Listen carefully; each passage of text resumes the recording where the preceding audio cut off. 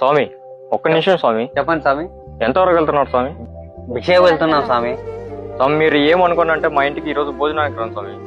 స్వామి మీరు ముస్లిమ్స్ కదా స్వామి, మీ ఇంట్లో తినొచ్చో తినకూడదా స్వామి?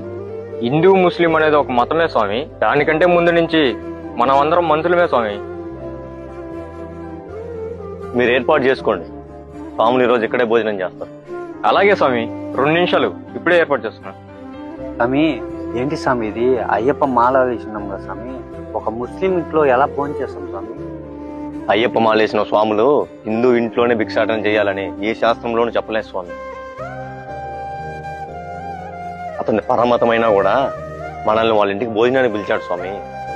ఇక్కడ మతంగా స్వామి చూడాల్సిందే, అతని గొప్పతనం చూడాలి.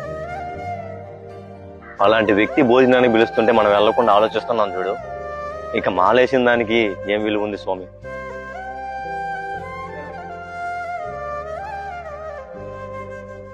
స్వామి స్వామి ఎలా ఉంది స్వామి భోజనం? బాగుంది స్వామి. ఇందాక తప్పుగా మాట్లాడా, క్షమించండి స్వామి. పర్లేదులే స్వామి, అందులో ఏముంది, తినండి.